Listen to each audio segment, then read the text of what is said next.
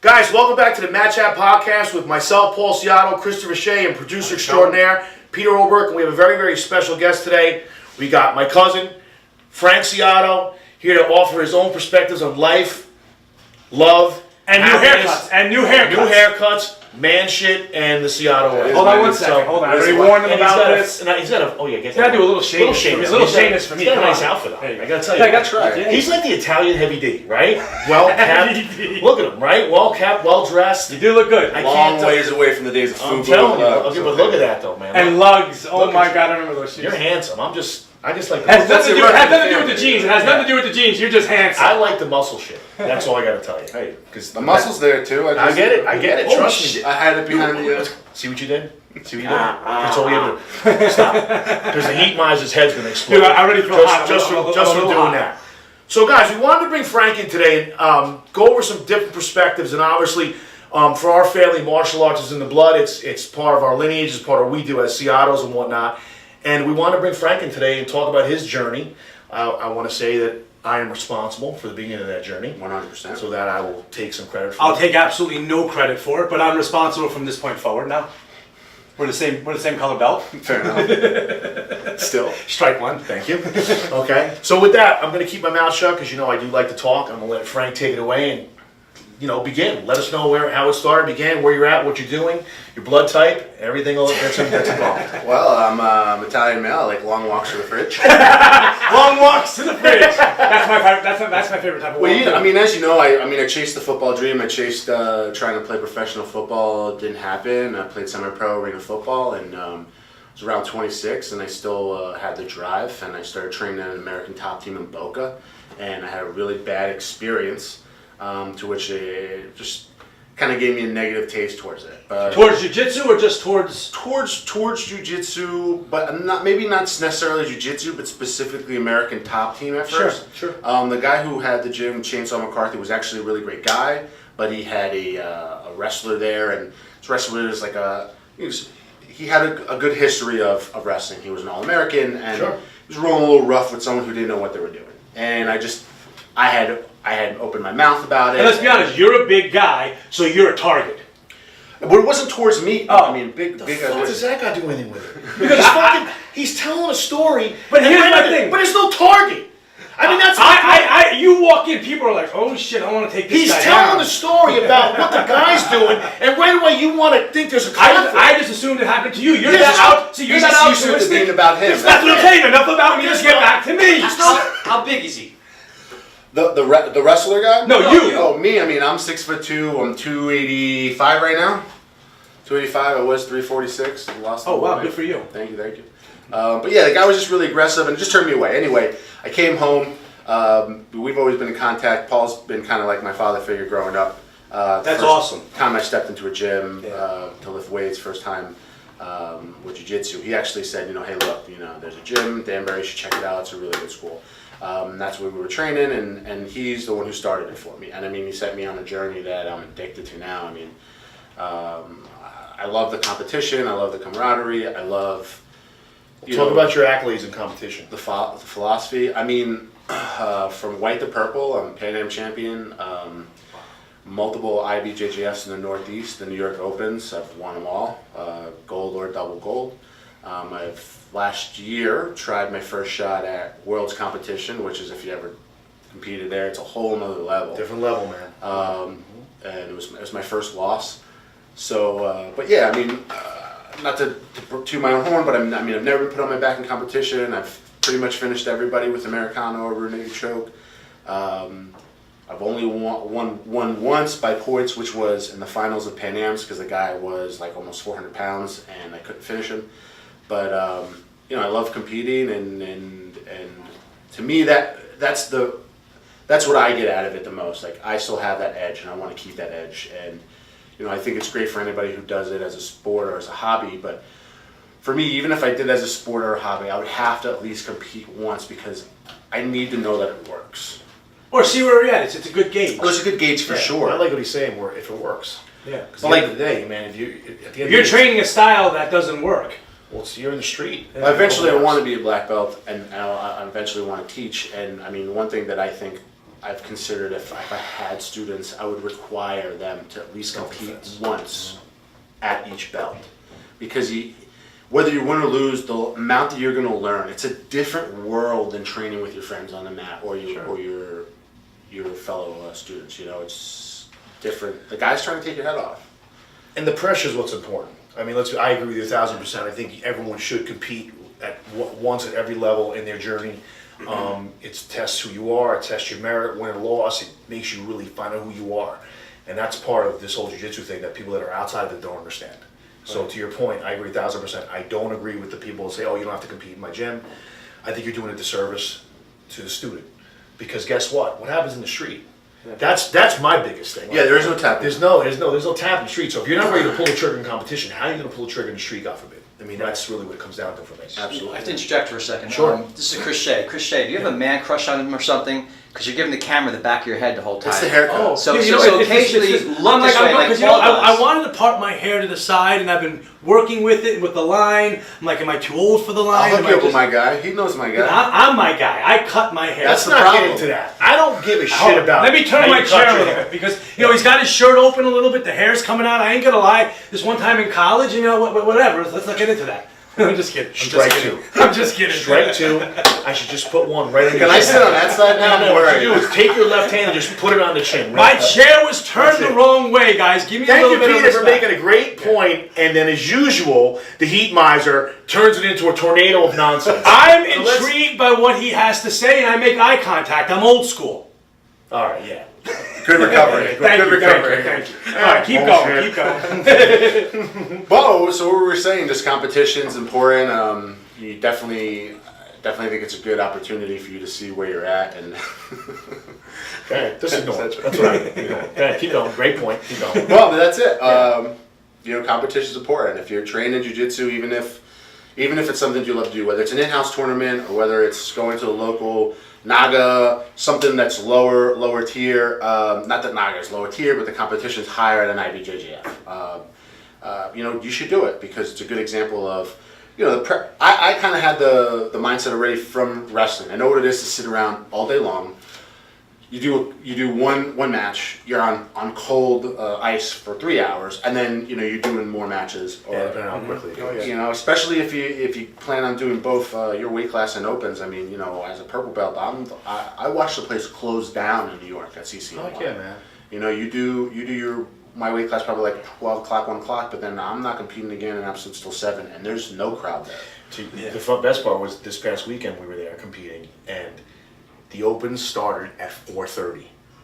It was a record. Yeah. I think because the number of competitors was less, but Philippe Normally said, like 6:30. yes, it's like 7. Philippe was like, if this happened every time, or even if they started at 3:30, You have a lot more people staying for the open. But like it ran to the point that it was an anomaly this past Saturday at the BJJ Pro. It's weird though because they normally, man, I gotta tell you, there was times where I got there an hour early thinking, oh, all right, I'll have plenty of time, and they're calling me on the mat. If wow. if everyone's quick, you're going, and that's what it was this week. This past weekend, everything moved quick, moved really quickly. And that's another good example of why you should do competitions because, I mean, look, sometimes you're going to sit there and be waiting, or you could just, and for me, like that was actually during Pan Am. Like, I got there and it was like, oh, you're up right now. I'm like, what? So there was no like warm up, get ready. You got to turn it on. Jump out there and go. And your mind's not right, it's not going to happen. Yes, Peter? Well, I was going to say, it sounds like Frank's saying, not to put words in your mouth, but the real battle or with the competition is a mental thing in addition to physical. Oh, absolutely. I mean, that's, So, I think life controlling in your general is mind. 80-20. It's more mental. If not 90-10 for sure. Can you elaborate on that a little bit? How do you feel when you compete? What goes through your blood? Like how you feeling? What's your I'm soul assuming like? Your oxygen. Some hemoglobin. I go through a lot of weird emotions. I think a lot of people are uncomfortable with those emotions. Yeah. I mean, I go from really pumped up to I cry sometimes, man. And it's weird. I get super emotional because I start thinking about, I'm almost like, I take a weird approach. I'm already preparing myself for the failure if it happens, but that's not what I've prepared for in training. I've prepared for the win in training. I'm trusting what I want to do. But I think about, like, what if I lose? What is it going to be like? What, and some people say you shouldn't think about that sort of thing. I just go through the range because I don't want the emotion when I'm on the mat. I've wrestled, and there's been times where I brought everything on the mat with me, and I spiked my adrenaline, and then I crashed, and I was a mess. I try to get all the emotions out. That way, when I'm on the mat, finally, it's clear-headed. It's the purpose. I'm there to do one thing, and you'll see. I mean, you see me go from whatever in the beginning of the morning to we're 3 minutes out, and it's like a lion staring at a deer from across whatever. You know, like I'm not trying to be a tough guy or whatever, but my mind is on the task. You're going to win, man. I mean, there's nothing. You don't have to apologize for that. I think the other part of it too is you were talking about preparation earlier, and I think of something when we were training yesterday is that it's really important preparation because you got to be in those environments. And first it was with you and I, and you had my back and you were trying to be nice. And I fucking yelled at you. Yeah. And I'm like, no, crank it. Like when you cross face me hard and crank my head. Yeah. Because guess what? If you don't do it now, you're not going to do it in competition when you need it. And then further, and I'm first degree black belt, but my job is to get him better. And I mean, Luigi's his student. Frank is his student. But as a job as a black belt in martial arts, I have to do my part when he's not with Luigi. So, and even more so is that when you and Peter rolled, I was going to mention that. Man, I was coaching both of you. And we were talking about it last night. I'm like, well, that was one of the best 6 minutes I saw out of the both of you in a long time because you guys can correct me, I was 50-50 down the middle of like, don't do this, don't do that. And by the end of the session, you guys both were on their back like this. Yeah. Breathing like, And to get him tired is impressive because he doesn't get tired. But my more point, like, even Peter said from the standpoint of, to me later on, when we were at wrestling practice, you're like, man, he goes, that's what I need. Yeah. I need to be in those situations because no one's going to give me what Frank's going to give me. And it goes into the next thing about, that's correct. About cross-training and whatnot. Oh, yeah. Because competitions are coming up. We're doing the World's Masters. So I was saying to Paul, this is what I want for the World's Masters. Sure. Because if we go really at it, then when I step onto that mat, You've already won. There's no fear. Yeah. It's like, You've already gone against tough, strong. So to give you tough and strong is just what you're used Listen, to. I think the biggest thing is that I know from me, from the standpoint of all of our training partners, no matter where they come from or what team, I never go to a competition and worry about the other guy because I know they're not what I have in my room. Yeah, well, you've And won or that's- lost before you even got there. I know that I have not been, that there is nobody in those competitions that mimic what's happened in my room, in the school. Dude, we got And skilled training. operators in our And room. they're coming from period. everywhere. I mean, for God's sakes, this past weekend, I was down 4-0. Because I threw the guy and he landed on my back, and I had to come back and win in the final. If a normal... You started to panic. Yeah, I wasn't going to panic. I knew it. Just give me... I So had 2.5 instead- minutes. I'm going to come back. I'm going to do what I got to do. So that's only what it comes down to, and that's from the process of, like I said, of being exposed to body sizes, types, skill levels. What's your feeling on that? On the different types of body levels. I mean, Just being able to be experienced through Have a diverse cross-training. group. you have Yeah, to. diverse I mean, it's group. great. I mean, just to bring up the point you were saying before, where I took you back and I was trying to be nice, and you were like, just run the crossface. Not everybody's a competitor, and I want to give the people that aren't trying to accomplish what I'm trying to accomplish what they're Respect. looking for out of jiu-jitsu. So I tend to be nicer in the gym. I'm a totally different animal on the mat when I compete. Well, as you should be. Yeah. I can turn it on and off. I don't have the problem of, I forgot to turn it. I've just been doing it for so long, especially with wrestling, with other sports. With boxing, when I used to fight in John Carlos gigs and stuff like that. I mean, I just know how to turn it on and off. I know how to be the nice guy. I know how not to be the nice guy. Switch. And you got to learn that switch. Whether it's the same in everything that you do. I mean, you got to know when to talk to people nice. You got to know when to be firm. You can't be too far on one side because if you are, You get taken advantage of. Yeah, so that's Or injured. And sometimes you don't go 100%. Well, I think more importantly, what he's trying to say is that if he's rolling with the hobbyist, he's not going to be the Not to friend try and kill him. that's getting ready for competition. I'm not going to get anything out of that. They're not going to get anything out of Absolutely that. I'm lying to myself because I know that guy is not. If he's hurt and I specifically go after the leg or arm that he's hurt on, I'm not getting anything. No. I'll try to mimic. Or my arm's hurt. That way I can try to match what he was doing and sharpen something else. I think a lot of that comes to ego. If you don't have that in check, you're going to have that problem where you're just trying to blow through people. Perfect point.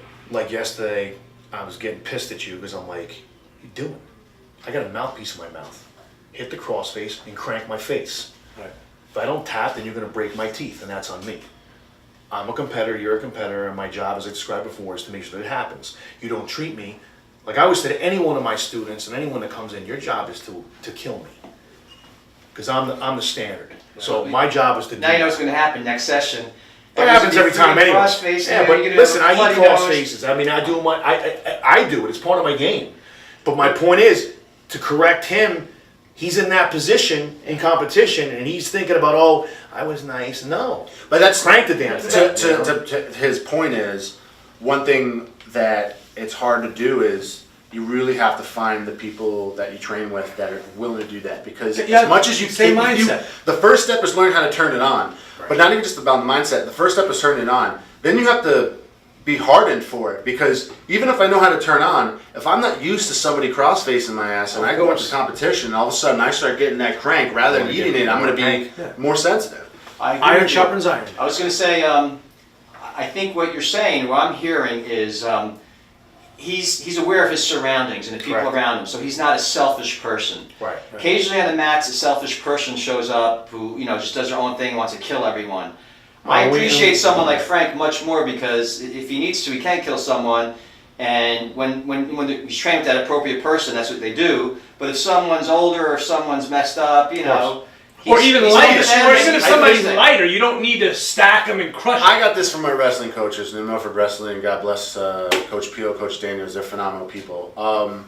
They're great people. Coach Peel's awesome. I mean, Coach Peel sat with me 30 minutes every day after practice with a wife who was pregnant and kids at home and just doing arm bars. The guy's dedicated. But I mean, He really is. he always would ask, and they would ask me, don't ask what you're going to get out of wrestling. What are you going to give back? And I take that approach to jiu-jitsu. I'm going to get stuff out of jiu-jitsu. It's going to happen. But I constantly ask myself, what can I give back to jiu-jitsu? Because, like a guy like Russo, You got good with him yesterday. he's got all the talent in the world, and one of the things that he does is he hesitates sometimes. I'm just like, dude, go get after it. Get after it. It's the mental aspects of developing. But if you don't give back to jiu-jitsu in that aspect, right? Now when you train with that guy, you're not getting the best out of him, and you're not going to get better if you're not making him better. So if I'm just rolling over him, it's not going to do anything for me. I'm being selfish. It'll only get me so far. You will get more for your. It's funny because it sounds counterintuitive. I'm not being selfish to be selfish. If I push this guy and make these people better, rather than just being the dick who rolls over everybody, they're going to get better. I then have to up my game a lot quicker. And you even said you could sharpen another tool. 100%. Also sharpening himself though, Yeah. because he's playing bottom game with him, because he needs to work on his bottom game.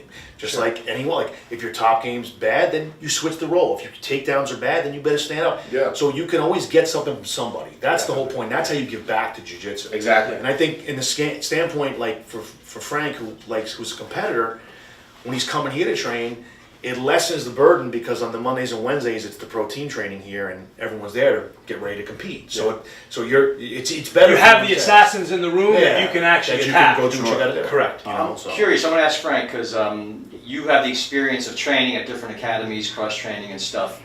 I don't know how it is at other places, but here they do competition classes. Are some places more technical, or they do the same thing pretty much, or? Everything's different. I mean, I especially with Luigi. I mean, we're blessed to have a lot of core affiliates, and I try to get to at least 2 affiliates a month. And then obviously I'm blessed to have this opportunity here and cross training with a different team as well. So you get a different taste. Some people are more technical. Some people are more competitive. Some people are teaching more of a stand-up. Sensei Dennis Hill, if I really want to get a good work He's on a good my guy, dude. on my stand-up, I'm going there. I mean, he's a judo guy. He's got a lot of other guys that are used to getting thrown around. And where is that, just so listeners know? Brantford, Connecticut. Okay. I think. believe. Sensei Dennis, Forgive me, sorry, Sensei Dennis. Yeah. But great school. And then even Travis, they do in Fairfield, the 10th Planet, and you'll get more of that.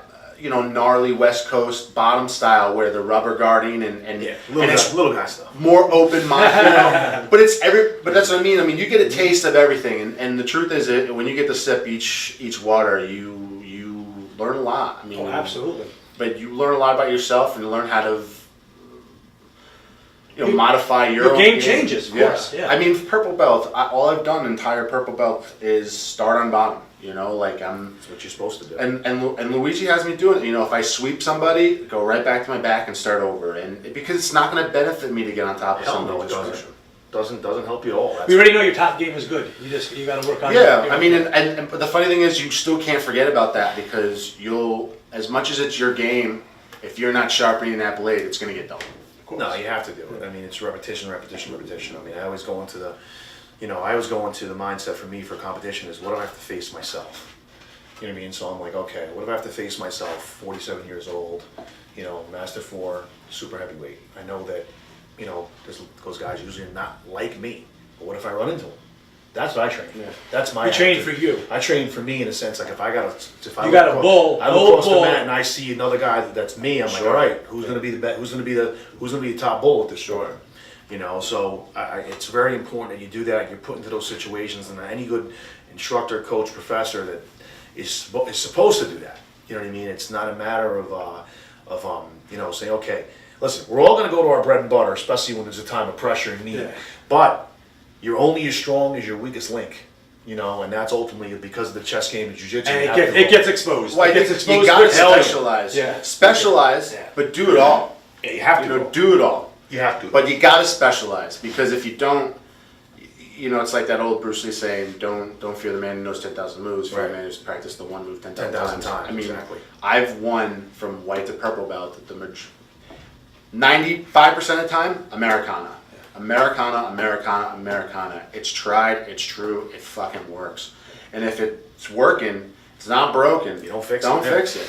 And I think too many people are like, oh, I want to go out there and get this finish, or I want to get that. Like, I'm not thinking I want to get this. I have a plan, I have my throw, I'm looking to see what he's going to give me also. If I have what I want, I'm going to take it, but if not, I modify it. You got to take the chances. Like this past weekend, I got so tired of the guy running out of the ring. I was like, you know what? I'm going to try and hit this twister. Yeah. Why not? Guess what? Yeah. You know what? You hit it. I hit it, Yeah. but I ended up having to come out of it. So I was tired. I had to set the pace. You got to take the chances, and if you believe in yourself, in your game, and what you're going to do, you'll take those chances. And that's more. Basically, what you're saying is, and I've always said this. You can apply this to jiu-jitsu, to wrestling, to team sports, even. To life. Is okay. I'm going to do this. Now you try and stop me. Yeah. Right. Try and If stop. you can stop my best move, then God bless you. I got to work hard. But you try and stop me now because no one else has been able to. Yeah. So that's really what the main issue is. To quote Bruce Lee, I kind of use the art of fighting without fighting.